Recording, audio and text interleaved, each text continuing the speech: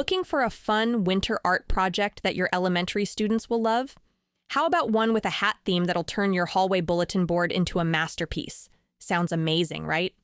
To create these cozy winter hats, your students can use a roll a dice game, a you pick worksheet, or even digital spinners to choose their patterns. And the best part? No need for fancy supplies. All you need is drawing paper, markers, and a thin paintbrush. Love the idea but short on time?